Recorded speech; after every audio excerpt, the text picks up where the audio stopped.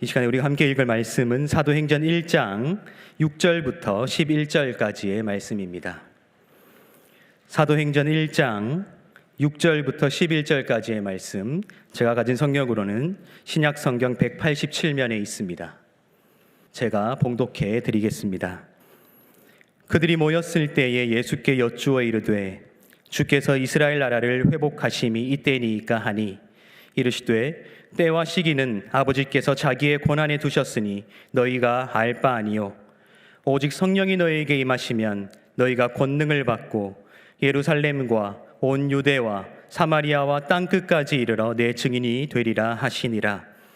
이 말씀을 마치시고 그들이 보는데 올려져 가시니 구름이 그를 가리어 보이지 않게 하더라.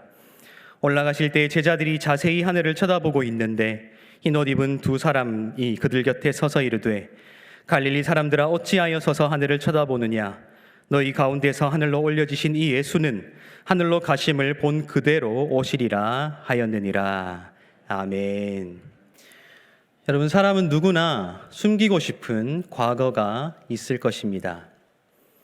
굉장히 꾹꾹 눌러 담아서 이것만큼은 다른 사람들에게 드러나지 않으면 좋겠다라고 생각하는 것이 있고, 그 누구에게도 말할 수 없고 또한 표현할 수 없는 그런 숨기고 싶은 기억들과 다양한 경험들이 있을 것입니다. 반드시 도덕적이고 윤리적으로 그리고 법적으로 큰 범죄를 저지른 그런 과거가 아니라고 할지라도 우리 삶에서 평범하게 맺어지는 다양한 관계들 속에서 이루어지는 실수들, 또 때로는 나의 부끄러운 감정 표출들, 이러한 사소한 것들에 이르기까지 참 많은 사람들이 너도 나도 할 것 없이 무엇인가를 숨기려고 하고 싶은 것들이 있다라는 것입니다. 때로는 누군가에게 무엇을 자랑하고 싶기도 하고, 때로는 누군가에게 무엇을 숨기고 싶기도 하는 것, 그것이 우리의 인생 여정을 잘 뒤섞어가며 지금까지 우리의 삶을 만들었다라고 해도 과언이 아닐 것입니다. 한 가지 예를 들어볼까요? 여러분들은 모두 이런 경험들이 있으실 것이고 앞으로 그런 경험을 하실 것입니다만, 내가 너무너무 사랑하는 사람을 처음으로 내 부모님에게 인사드리려고 우리 집에 초대했을 때 기분이 어떠셨나요? 혹여나 촌스러운 나의 모습이 들어가 있는 사진을 내가 사랑하는 그 사람이, 그녀가 볼까봐 집 곳곳에 있는 사진을 뒤로 돌려놓으며 숨기려고 했던 풋풋한 우리의 기억들이 있으시죠? 차마 이런 모습만큼은 보여줄 수 없다, 나의 흑역사인데. 간단한 예를 들었지만 그렇게 우리는 나의 가장 가까운 사람에게도 차마 털어놓지 못하는 참 많은 비밀들을 가지고 살아가는 것이 사실일 것입니다. 그런데 참 놀랍게도 때로 우리는 자신의 부끄러웠던 과거를 아무렇지 않게 말하고 다니는 사람들을 발견하게 되죠. 크게 두 부류의 사람들입니다. 첫 번째는 자포자기한 사람들입니다. 이미 버린 몸, 이미 더 손해볼 것 없는 나 자신이기에 조금 더 부끄러웠던 나의 과거를 드러내는 것은 아무런 문제가 되지 않는다라고 포기한 사람들이 분명히 있을 것입니다. 그래서 부끄러웠던 자신의 과거를 농담의 소재로 삼아서 많은 사람들 앞에서 이야기하는 사람들을 우리는 때로 보곤 한다는 것이죠. 두 번째 부류의 사람들은요, 너무나도 어둡고 아프고 힘들었던, 그래서 숨기고 싶었던 과거이지만 그런 과거를 통해서 무엇인가 큰 깨달음을 얻은 사람들일 것입니다. 흔히 우리가 교회를 다니면서 간증이라고 말하는 것들이 그러한 성질의 것이죠. 최근에는 이 간증이라는 것이 물질적인 것을 자랑하는 것으로 굉장히 많이 변질되어서 참 안타까운데요. 근본적으로 이 간증이라는 것이 가장 연약하고 가장 보잘것없고 가장 비천했던 나를 하나님께서 어떻게 변화시키시고 어떻게 사용하셨는가 하는 것들을 고백하는 것이 바로 간증일진데, 그렇게 많은 사람들에게 쉽게 드러내기 힘든 그 아픔들을 오히려 깨달음의 기회를 얻은 사람들은 참 그러한 것들을 많은 사람들 앞에서 오히려 하나님의 은혜를 드러내기 위한 도구로 사용한다는 것입니다. 혹시 여러분들에게는 숨기고 싶은 과거가 있지는 않으신지요? 반대로 하나님의 은혜를 나타내기 위한 도구로 자랑할 만한 과거는 없으신지요? 오늘 우리가 읽은 이 사도행전 1장의 말씀에는 우리에게는 굉장히 익숙한 장면이 기록되어 있습니다. 죽음에서 부활하신 예수께서 이제 제자들과 마지막 대화를 나누는 모습이 기록되어 있는 것이지요. 이 대화는 하나님의 나라에 관련된 것으로 시작하여서 결국에는 성령으로 끝나게 되는 간단한 대화입니다만, 지금 예수를 뵙고 있는 이 제자들은 자신들 눈앞에 펼쳐져 있는 이 현실이 쉽게 믿기지 않았을 것입니다. 모두가 죽었다고, 그래서 모두가 포기해버린 그 죽음 앞에서 살아나셔서 그들 앞에 서 있는 이 예수의 모습을 그들은 바라볼 때 반신반의하며, 또 다른 한편으로는 굉장한 기대를 가지며 예수께 나아왔을 것입니다. 그리고 예수께 이렇게 질문하는 것이죠. 우리 6절을 다시 한번 읽어보도록 하겠습니다. 6절입니다. 그들이 모였을 때에 예수께 여쭈어 이르되 주께서 이스라엘 나라를 회복하심이 이때니까 하니.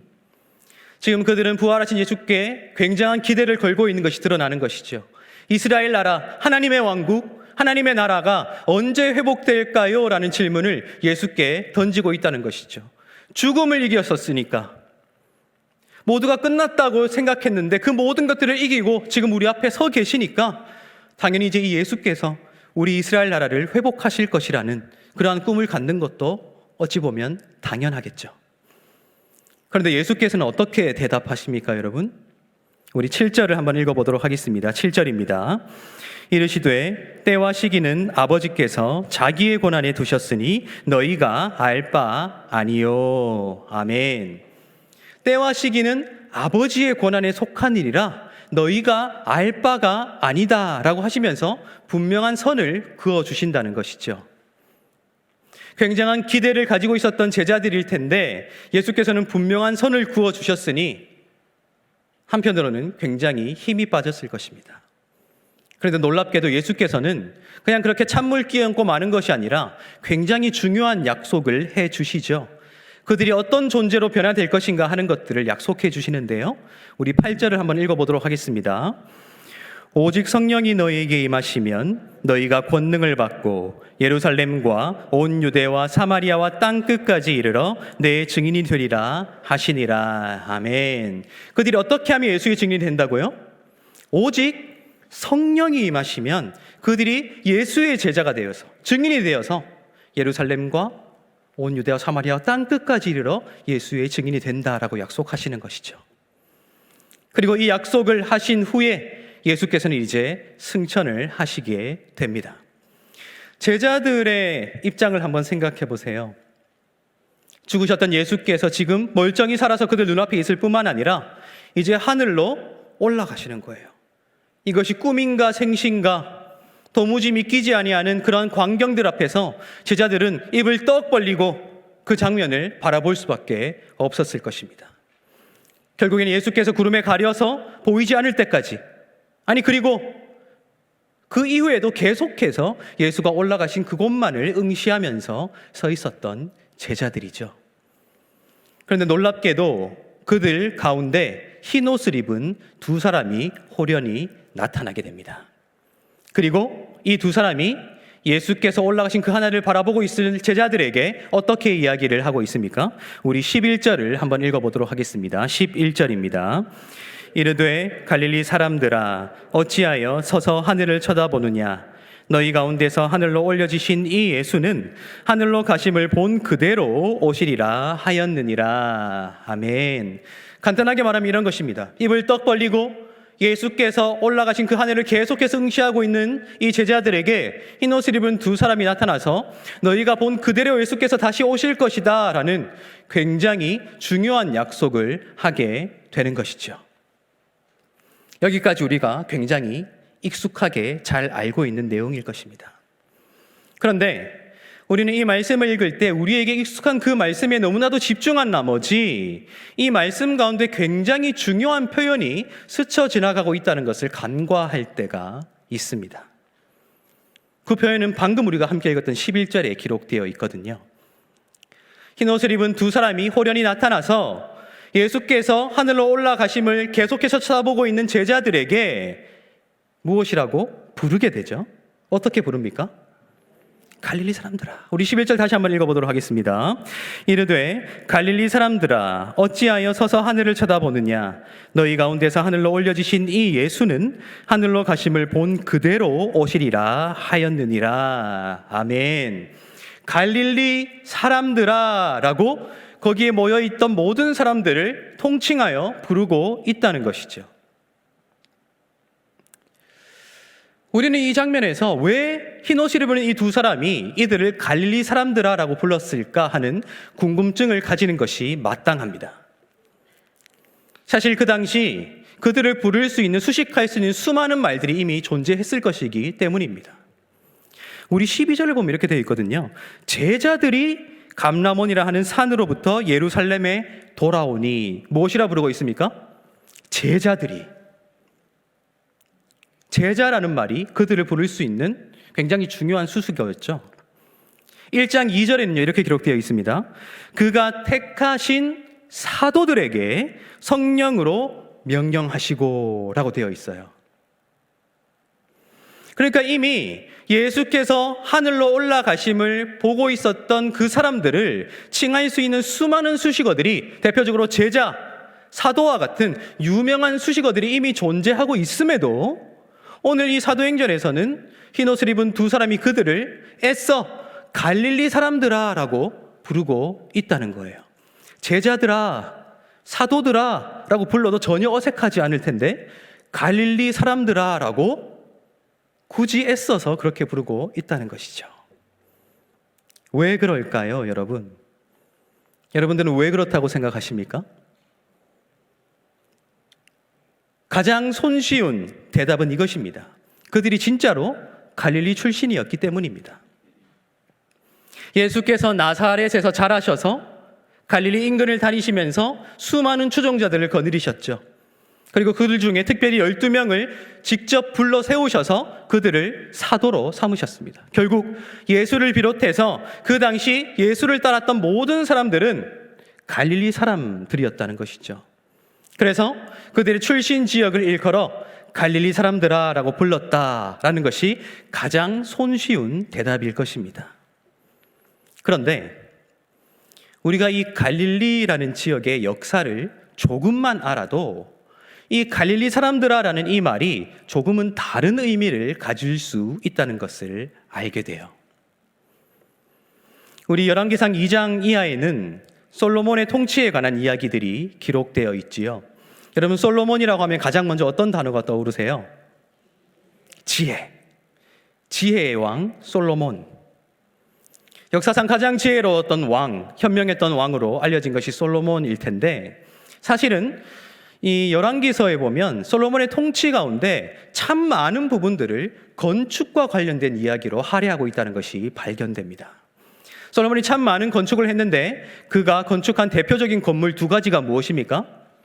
하나는 하나님을 예배하기 위한 성전이고요, 다른 하나는 자기 자신이 살기 위한 왕궁이었습니다. 몇 년 동안 지었을까요? 20년 동안 지었어요. 그 무수한 세월 동안 자신이 할 수 있는 바를 다해서, 최선을 다해서, 동원할 수 있는 것을 다해서 하나님의 집을 짓고 자신의 집을 지었는데 그것으로 다 충족되지 않아서 두로의 왕 히람에게 도움을 요청하게 되죠. 필요한 물자를 보내달라, 필요한 일꾼들을 보내달라고 요청하게 됩니다.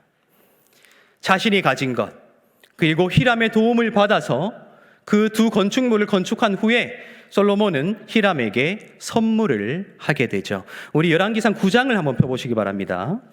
열왕기상 9장입니다.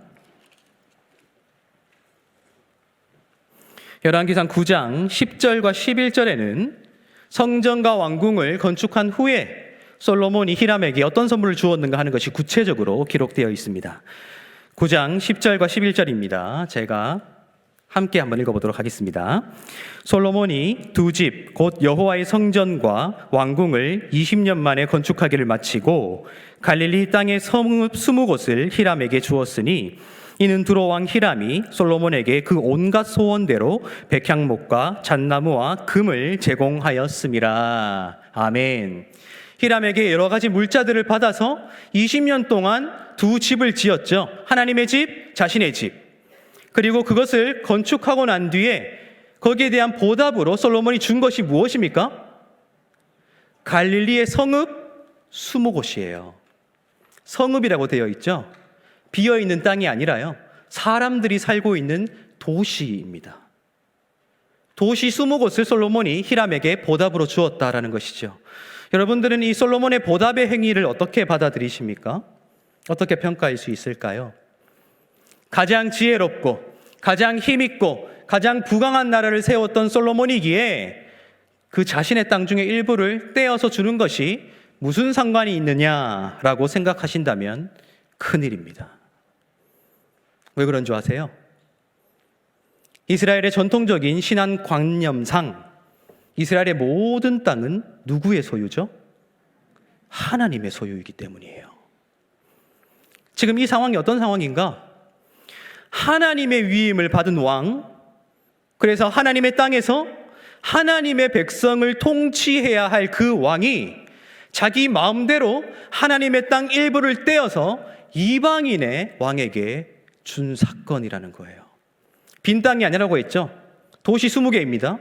그곳에 살았던 사람들이 심정이 어떻겠어요? 자신들은 하나님의 땅에서 하나님의 백성으로 살아갈 수 있는 가장 명백한 증거인 하나님의 땅이라는 그곳에 살고 있었는데 자신들을 통치하는 왕이 임의로 그것을 떼어다가 이방인의 왕에게 줘버렸으니 굉장한 정체성의 혼란이 왔을 거예요. 이게 무슨 일인가? 이제 우리는 하나님의 땅에 살 수 없는 것인가? 이제 우리는 하나님의 백성으로서의 정체성을 버려야 하는 것인가? 과연 우리는 뭐지? 이제 우리는 어떻게 살아가야 하지? 수많은 갈등들과 마음의 분노가 일어났으리라고 우리는 짐작할 수 있겠죠. 그런데 더 굴욕적인 것이 있어요. 그게 뭔지 아세요? 이 땅을 선물로 받았던 히람의 반응입니다. 히람의 반응이 어떠했을 것 같습니까? 감사합니다. 이 아름다운 땅을 저에게 주셔서 너무 고맙습니다 라고 했으면 그나마 다행이었을 텐데요, 전혀 그렇지 않았다는 것이죠. 우리 12절과 13절, 열왕기상 9장 12절과 13절을 한번 읽어보도록 하겠습니다. 히람이 두로에서 와서 솔로몬이 자기에게 준 성읍들을 보고 눈에 들지 아니하여 이르기를 내 형제여 내게 준 이 성읍들이 이러한가 하고 이름하여 가불 땅이라 하였더니 그 이름이 오늘까지 있느니라. 아멘. 히람의 반응이 어떻습니까? 두로에서부터 자신에게 선물로 온 그 땅에 왔대요. 그 땅을 둘러본 것이죠. 그리고 첫 반응, 눈에 들지 아니하였다. 무슨 말이죠? 마음에 들지 않았다는 것입니다. 그런데 그 마음에 들지 않았던 그 감정을 솔로몬에게 그대로 표출을 하게 되죠. 형제여 나에게 준 땅이 이러한가. 가불. 가불이 무슨 뜻입니까? 정확한 의미는 모르지만 그 뉘앙스는 분명하죠. 형제여 나에게 준 땅이 이러한가. 우리말로 바꾸면 뭐 이런 땅을 선물이라고 주느냐 라는 말입니다. 하나님의 백성들이 하나님의 땅에서 하나님의 백성으로서의 정체성을 가지고 살아가고 있는데 임의로 그것을 솔로몬이 떼어서 이방인의 왕에게 줬어요. 그런데 이방인의 왕이 그것을 거절하는 것이죠. 뭐 이런 땅을 나에게 주는 것이냐? 가불. 지금 그 땅에 살고 있었던 사람들에게는 큰 문제가 발생한 거예요. 그들은 지금 이도 저도 아닌 그런 상황에 빠진 것이죠. 우리가 하나님의 백성일까? 이방인일까? 하나님을 섬겨야 될까? 이방신들을 섬겨야 할까? 우리는 이제 도대체 어떤 정체성을 가지고 살아야 할까? 그런 심각한 문제를 발생시킨 것이 솔로몬의 행위라는 것이죠. 이 사건 이후로 그래서인지 구약 성경의 이사야서에서도 신약 성경의 마태복음에서도 갈릴리를 수식하는 동일한 말이 있어요. 뭔지 아십니까? 이방인의 갈릴리라는 말입니다. 무슨 말이에요? 애초부터 이방인이었으면 덜 신경 쓰일 텐데 하나님의 백성이다가 그 정체성을 잃어버린 사람들, 이도저도 아닌 사람들, 그래서 가장 천대받고 가장 멸시받고 가장 낮고 어두웠던 그 땅을 일컫는 말이 이방인의 갈릴리였다는 것이죠. 이방인의 갈릴리. 이러한 사실을 염두에 두고 사도행전 1장으로 돌아와 보세요. 흰 옷을 입은 두 사람이 하늘을 쳐다보고 있는 사람들에게 이렇게 얘기합니다. 제자들아, 아니죠? 사도들아, 아니죠? 갈릴리 사람들아 라고 불렀어요. 어떤 의미입니까? 직접적으로 그들이 갈릴리 출신이기도 하거니와 역사적으로, 사회적으로, 정치적으로 가장 멸시천대받았던 그 사람들을 지칭하는 말일 가능성이 굉장히 높다는 것이죠. 그래서 예수께서 나사렛 출신이라는 말을 듣고 사람들이 어떻게 반응합니까? 나사렛에서 무슨 선한 것이 날 수 있겠느냐? 왜요? 나사렛이 갈릴리였기 때문이죠. 오늘 이 사도행전의 저자가 그들을 지칭할 수 있는 수많은 수식어들을 다 놔두고 굳이 그들이 숨기고 싶었을, 그들이 드러내고 싶지 않았을 그 갈릴리 출신임을 명명백백하게 짚고 넘어가고 있다는 거예요. 지금 이 구도를 상상하세요. 가장 초라하고 버림받았고 가장 비천했던 그들이 서 있는 곳은 예루살렘 앞입니다. 가장 화려했고 하나님의 성전이 있으며 수많은 종교 지도자들이 있고 세상의 배꼽이라 일컬어졌던 그 예루살렘 앞에 지금 가장 연약하고 비천한 사람들이 서 있는 겁니다. 그런데 놀랍게도요, 사도행전은 그들이 갈릴리 사람임을 숨기지 않지만 그 갈릴리 사람들이 어떻게 그 예루살렘을 정복했는가를 기록하고 있어요. 놀랍죠? 더 놀라운 게 뭔지 아세요? 그 갈릴리로부터 시작되었던 그 복음이 어떻게 로마 제국을 정복할 수 있었는가 하는 것을 사도행전이 기록하고 있다는 거예요. 가장 초라했던 사람들, 가장 낮았던 사람들, 가장 어둡고 가장 배척받았던, 어찌 보면 아무것도 아닌 그들이 가장 화려했던 도시인 예루살렘을 정복하고 가장 막강했던 제국인 로마 제국을 정복했노라고 사도행전이 우리에게 증언하고 있다는 것이죠.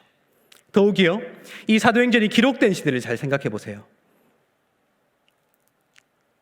서기 80년대 이후에 기록되었거든요. 누가복음과 함께 테오필루스, 하나님의 사랑을 받은 자라는 개인 혹은 한 집단에게 보내어진 책입니다. 이미 이 사도행전이 기록되던 당시에 지금 이 하늘을 쳐다보고 있는 그 많은 사람들 중에 대부분이 위대한 순교자의 반열에 오른 이후였을 것입니다. 그 누구도 흔들 수 없는 권위를 가졌던 사도들이 있었던 무리들이죠. 위대한 사도들, 위대한 순교자들의 반열에 이미 올랐던 그들을 굳이 이 저자가 갈릴리 출신이라고 표현하는 것은 오히려 그들을 칭송하는 것보다 더 어려웠을 거예요. 그렇지 않겠어요? 그런데 저자는 애써 그들을 갈릴리 사람이라고 이야기하고 있다는 것이죠.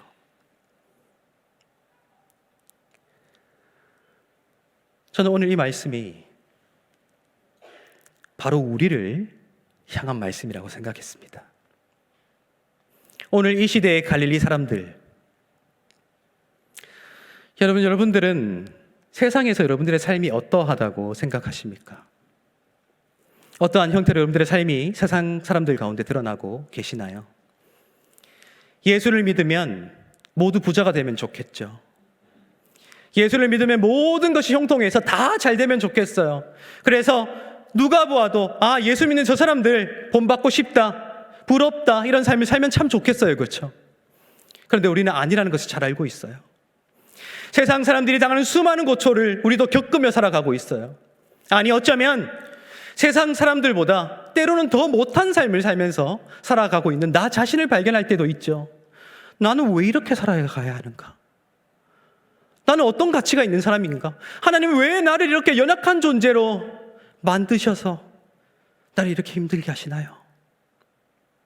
이제는 예수를 믿는다는 그 이유 자체만으로도 미움을 받는 시대가 되어버렸잖아요. 그런 우리들에게 오늘 이 사도행전의 말씀은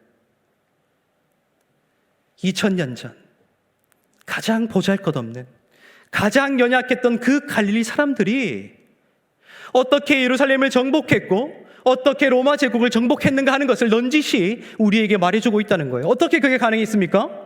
오직 성령이 너희에게 임하시면, 오직 성령이 그들에게 임하셨기에 가장 비천하고 가장 낮았고 가장 배척받았던 그들이 세상을 바꾸어 놓았노라고 우리에게 말하고 있는 것이죠. 우리가 누구이기에? 이 시대의 갈릴리 사람들이기 때문입니다. 여러분, 하나님께서 오늘 말씀으로 우리를 부르십니다. 이 시대의 갈릴리 사람들에게 불러 세우시길 원하신다는 것이죠.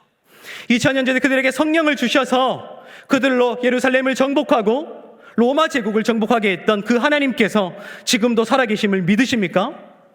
그렇다면 우리가 이제 떨치고 일어나야죠. 우리도 비록 세상 사람들이 보기에 보잘것없어 보이지만, 연약해 보이고 비천해 보이고 아무것도 이런 것 없는 사람들인 것처럼 보이지만, 오직 성령이 우리에게 임하셨기에 우리가 예수를 주로 고백하고 그 능력을 힘입어 이제 세상 앞에 선노라고 고백할 수 있는 자들이 바로 우리라는 것이죠. 그렇게 복음을 가지고 우리의 가정으로, 우리의 직장으로, 우리의 학교로, 우리의 삶의 자리로 나아가서 복음으로 세상을 정복할 사람들로 우리를 부르고 계신다는 것입니다. 여러분, 예수를 왜 믿으십니까? 하나님을 왜 믿으세요?